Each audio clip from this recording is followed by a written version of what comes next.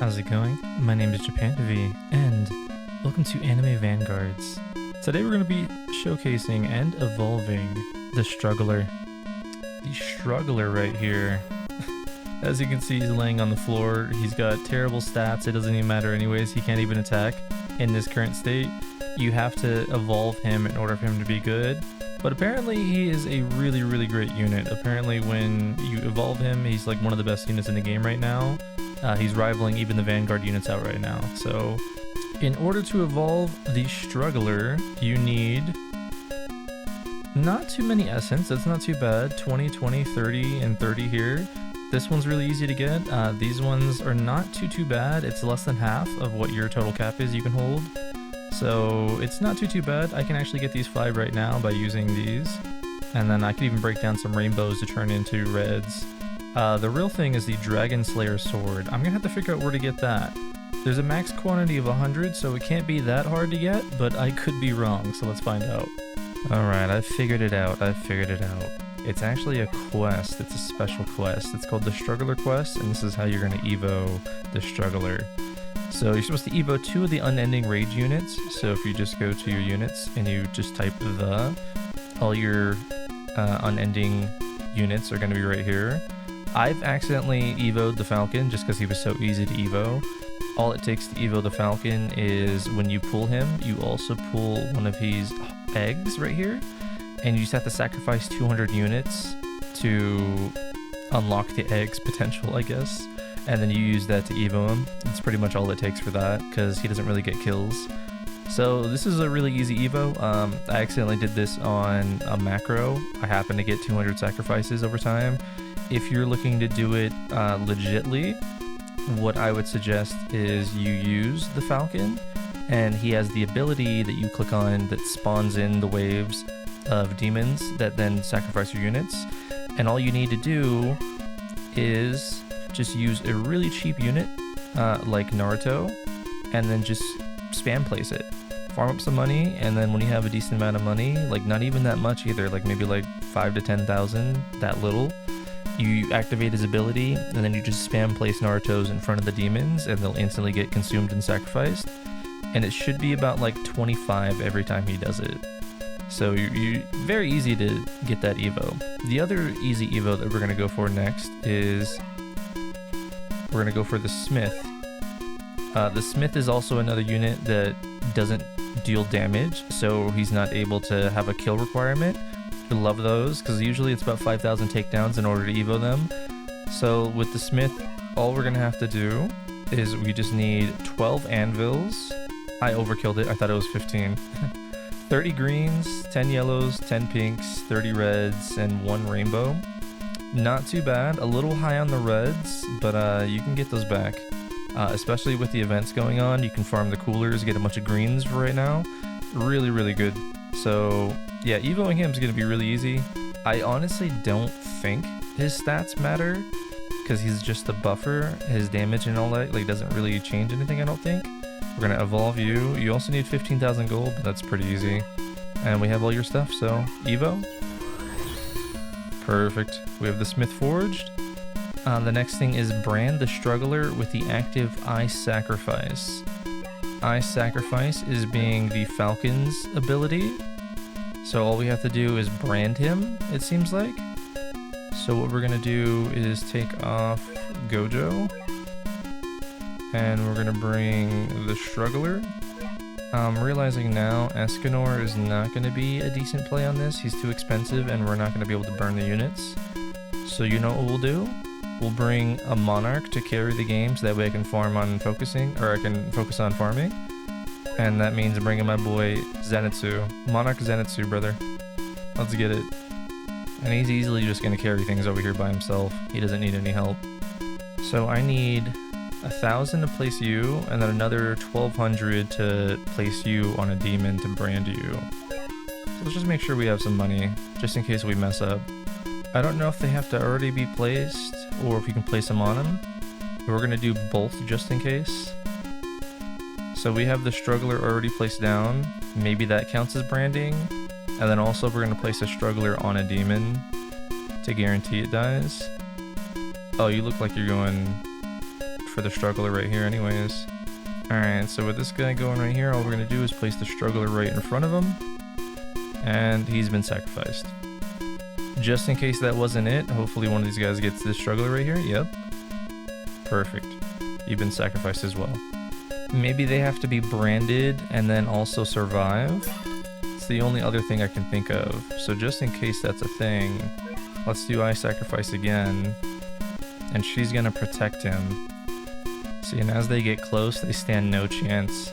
Because they only have 1000 HP. And she's doing 1.7 every 0.2 seconds. So they literally stand no chance.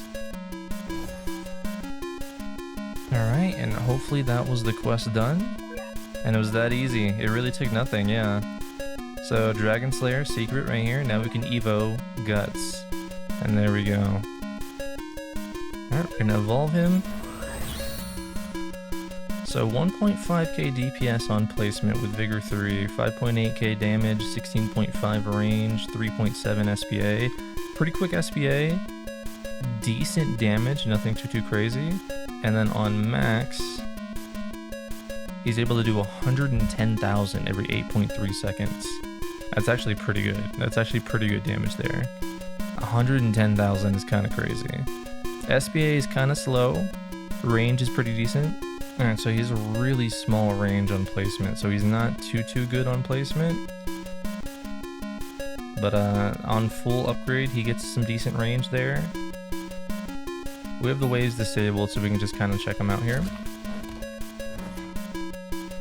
He looks really cool though. Really cool, good looking unit. So he starts off with this little line. It's a thick line, but it is very short range. So at max, that's his max range with that thick line. Then he's going to get a cannon shot that goes up to 17k. His SPA does go up from 3.7 to 4.6. Cannon shot turns into a cone. It is a 90-degree cone. Not bad, not bad. Max for that one. He gets a decent amount of range. 90-degree cone. He can hit a lot of people. 36k every 4.6. Not too bad. Not too bad. And then he's going to get slab stamp going back to his thick line. And then on max for this, he's got a pretty decent range. This is pretty much his max range. His range doesn't get bigger than this. 78k. His next upgrade costs 21,000, but he goes from 78,000 to 110,000. SPA does go from 6.5 to 8.3 though. DPS is pretty decent. Damage and range is pretty decent. And then on that final upgrade, full AoE, 110,000 every 8.3 seconds. It being full AoE makes the SPA worth it. It's fine. Because he's going to hit everyone in this entire area right here all at once for 110,000. That's pretty good. That's actually really good. Now let's check out his passives.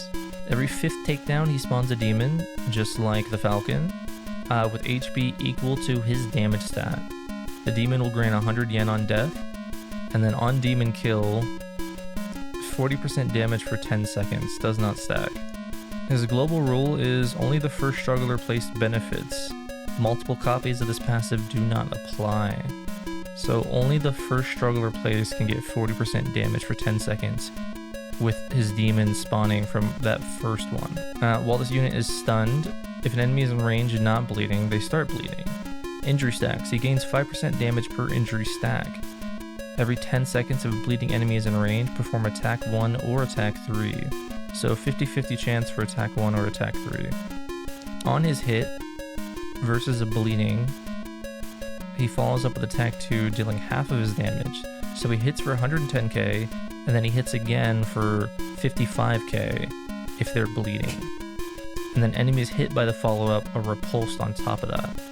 The follow-up cannot generate injury stacks, and there's a 2-second cooldown on that, which is fine because his SPA is way above 2 seconds. I believe his attack 1 is this attack, so that's his line. Attack 3 is also his line, and then attack 2, which is the follow-up attack, is his cone, the 90-degree cone. And lastly, we're going to look at his Berserk Armor, which has a cooldown of 5 seconds. When this is toggled on, this unit will begin to attack non-stop and gain full status effect and debuff immunity. As soon as the current attack is finished, follow up with another random attack. Each time this unit attacks in this state, gain 1 injury. So it's not like the little mini demons from the Falcon. He spawns the demons as enemies to come through the path. And then when he kills it himself, or when the thing gets killed, he gets 100 yen and then also 40% damage for 10 seconds. Does not stack. All units gain Monarch trait now. So now with Monarch, on placement he's 20,000. Not as strong as Escanor. Even Escanor without Monarch is still doing more than this. But really all we're concerned with is his max. So at max he's doing 382. The damage is a little bit more than what my Escanor does with Ethereal. So the fact that he's full AoE doing almost as much damage as an Ethereal Escanor is actually pretty good. It's pretty good. We still have yet to see his Berserk armor in, you know, action. So I kind of want to see what that's about. Because he also gains injury stacks. And he gains 5% damage every injury stack he gets.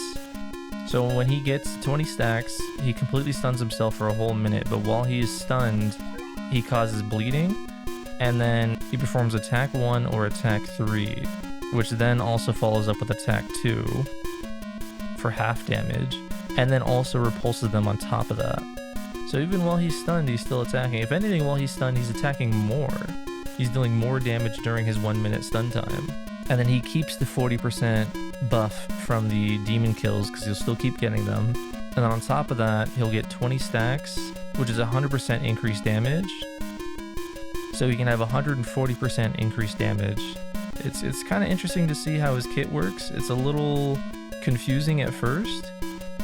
But basically, while he's not stunned, you keep this on auto, he's going to gain a 5% damage increase per stack until he hits 20 stacks. So his damage is going to keep going up, plus the boosted damage for killing the demons that he spawns for getting 5 takedowns. So he's giving himself a little boost in damage with that. And as you can see, his damage just keeps going up and up and up, until eventually he's going to hit 20 stacks. So as you can see, when he's stunned, he's at max. He goes up to 918,000. Of course, his stats could be a little better. He's probably going to hit 1 mil if you get Z or even Godly in his damage stat. But it's the fact that, like, even while he's stunned, so like if you have a boss that's stunning your units all the time, he'll get stunned and he'll still be dealing damage. He's doing his attacks, he's doing repulse, he's causing bleed. Like, he's doing insane kits, man. Insane kits. As you can see, wave 61, he's kinda... Oh no, he got deleted. Oh, I didn't know he can even get deleted. I didn't know that was a thing. Yeah, if you're running the Falcon at the same time you're running the Struggler, he's gonna delete the Struggler unless you can place like a Raimu right next to him to protect him. You're gonna need someone to protect the Struggler because he's not immune.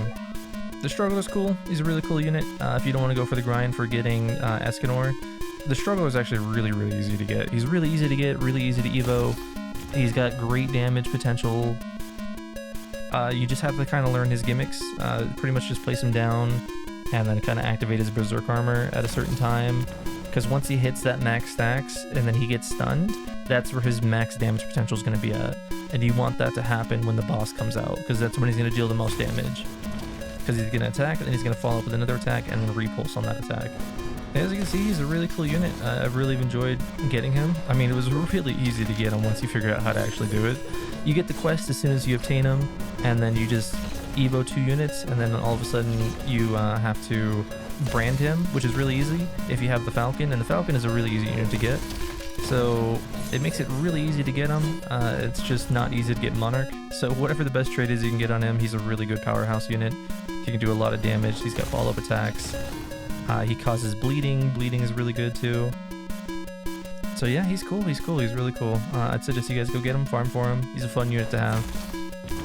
If you have any suggestions on what you want to see next, please let me know. I'm running out of ideas here. There's only so much I can do that it just doesn't feel so repetitive that other people are already doing. But if you have like a certain game that you want me to play, any new games coming up or any games that are out, I've seen Anime Guardians is making a comeback. I kind of thought about starting a noob to pro in Anime Guardians. It might seem fun. Other than that, if you want to see like certain units, certain maps, certain challenges, please let me know. As always, I'm Japan V. Eat some food, drink some water, and I love you.